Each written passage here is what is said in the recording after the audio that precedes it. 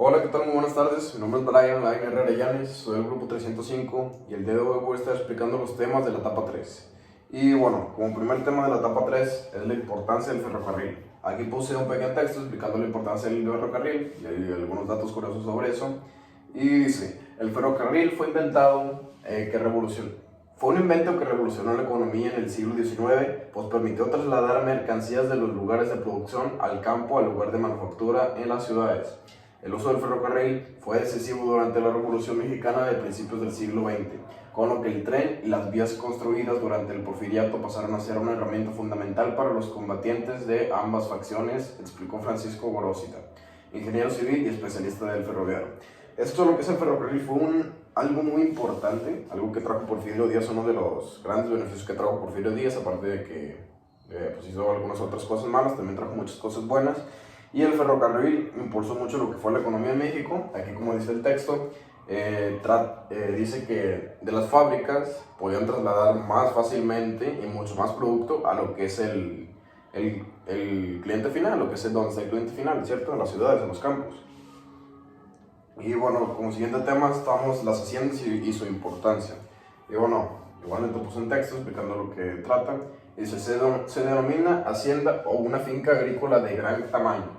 Generalmente una explotación de carácter latifundista con un núcleo de viviendas normalmente de alto valor arquitectónico.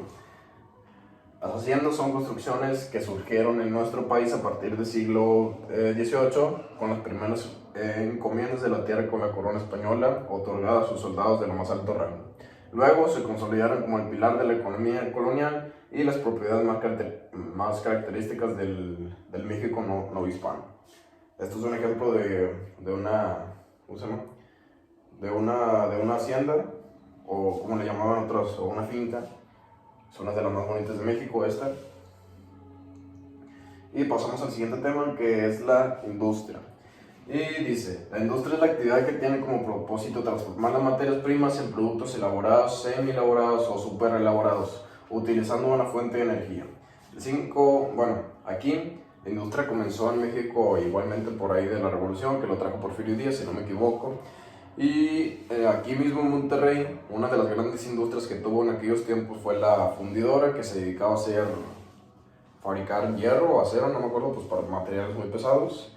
Y igualmente puso un dato curioso sobre la fundidora, que dice, el 5 de mayo de 1900 fue constituida la compañía fundidora de fierro y acero de Monterrey, centro fabril donde se instaló el primer alto horno de América Latina. La empresa pasó a ser propiedad federal en 1977 hasta su bancarrota en 1986.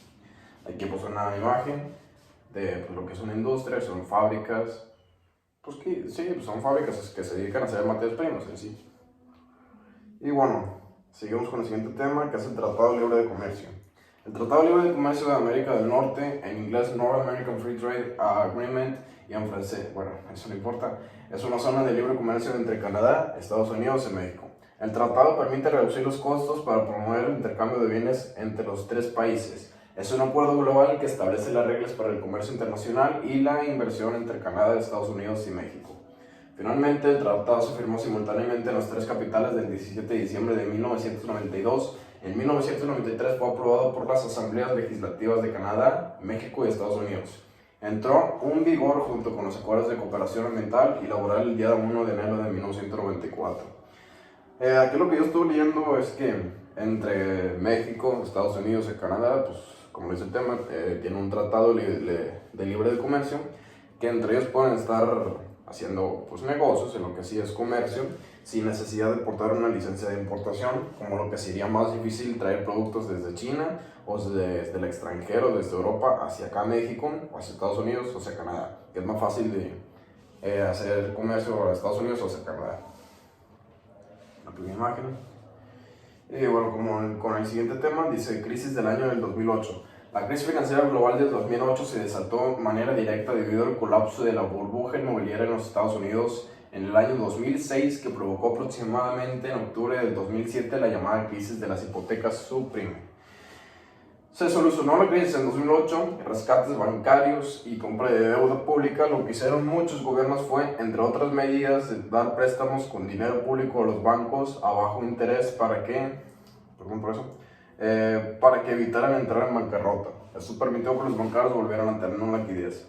Esto originalmente sucedió en Estados Unidos, pero como en México también afectó mucho, ya que muchos mexicanos tenían lo que es inversiones en dólares. Entonces lo que hizo el dólar fue subir demasiado. Entonces el dinero que tenían contemplado a pesos mexicanos, como subió demasiado, fue que dejó en bancarrota aquí muchos negocios de México, porque subió el dólar demasiado. Es lo que tengo entendido yo. Y bueno, eso fue el último tema. Espero le haya gustado, profe, y nos vemos en la etapa 4. Muchas gracias.